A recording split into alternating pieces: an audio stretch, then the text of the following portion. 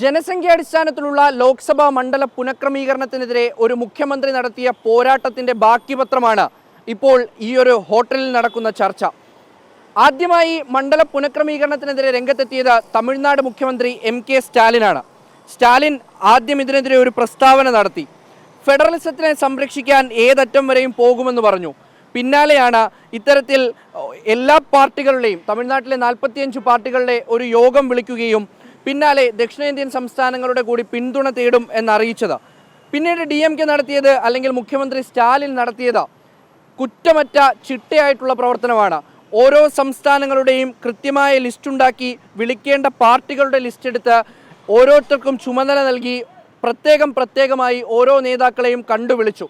അതിൻ്റെ ഭാഗമായിട്ടാണ് ഇപ്പോൾ 4 മുഖ്യമന്ത്രിമാരടക്കം ഈ ഒരു ഹോട്ടൽ മുറിയിൽ ഇപ്പോൾ ചർച്ച നടത്തിക്കൊണ്ടിരിക്കുന്നത്. കേരള, പഞ്ചാബ്, ഒപ്പം തന്നെ തെലങ്കാന മുഖ്യമന്ത്രിമാർ നേരത്തെ തന്നെ യോഗത്തിനെത്തി.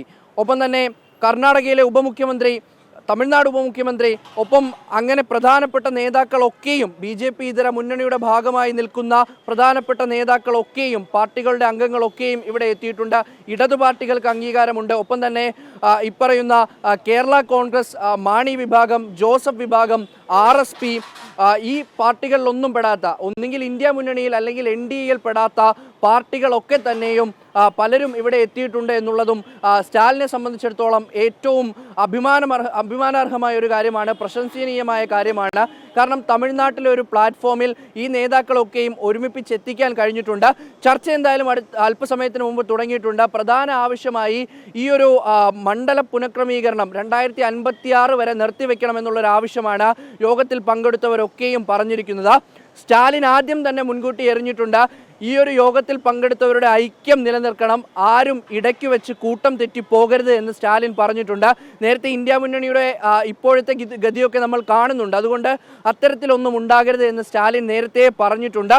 പിന്നാലെ ഉദയനിധി സ്റ്റാലിൻ സംസാരിച്ചു. ശേഷം സ്റ്റാലിൻ തന്നെ തങ്ങളുടെ നിലപാടുകളൊക്കെയും വ്യക്തമാക്കി.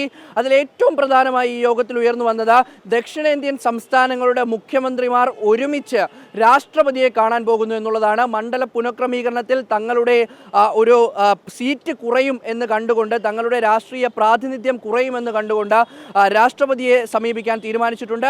ഒപ്പം ഈ യോഗത്തിന് പങ്കെടുത്ത MPമാരുടെ ഒക്കെയും അല്ലെങ്കിൽ ആ പാർട്ടികളുടെ MPമാരുടെ ഒരു കൂട്ടായ്മ ഉണ്ടാക്കിക്കൊണ്ട്, ഒരു കമ്മിറ്റി ഉണ്ടാക്കിക്കൊണ്ട് പാർലമെന്റിനകത്തും ഏതു വിധേനയും ഈ ഒരു നീക്കത്തെ ചെറുക്കാനുള്ളൊരു തയ്യാറെടുപ്പാണ് നടന്നുകൊണ്ടിരിക്കുന്നത്.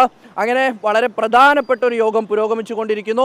സ്റ്റാലിനെ സംബന്ധിച്ചിടത്തോളം അദ്ദേഹം പ്രതീക്ഷിച്ച നേതാക്കളൊക്കെ ഇവിടെ എത്തി. പക്ഷേ മമതാ ബാനർജി യോഗത്തിന് എത്തിയില്ല എന്നുള്ളതൊരു കല്ലുകടി തന്നെയാണ്.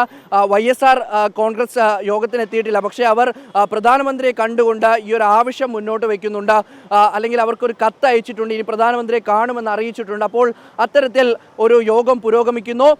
കഴിഞ്ഞ ലോക്സഭാ തെരഞ്ഞെടുപ്പിന് ശേഷം ഇന്ത്യ മുന്നണിയുടെ ഒരു യോഗം ചേർന്നിട്ടില്ല. അവിടെ കൂടിയാണ് ഇത്തരത്തിലൊരു യോഗം സ്റ്റാലിൻ്റെ നേതൃത്വത്തിൽ പ്രതിപക്ഷ നിരയുടെ ഒരു യോഗം ചേരാൻ കഴിഞ്ഞത് എന്നുള്ളത് കൂടി ഇതിൻ്റെ ഒരു പ്രാധാന്യം വർദ്ധിപ്പിക്കുന്നുണ്ട്. എന്തായാലും അല്പസമയത്തിനകം തന്നെ നേതാക്കളൊക്കെയും മാധ്യമങ്ങളെ കാണും, കൂടുതൽ യോഗ വിവരങ്ങൾ അറിയിക്കുകയും ചെയ്യും. ക്യാമറമാൻ ശ്രീകാന്ത് ഗൗരീശപ്പെട്ടത്തോടൊപ്പം മുഹമ്മദ് റഹീസ്, 24 ചെന്നൈ.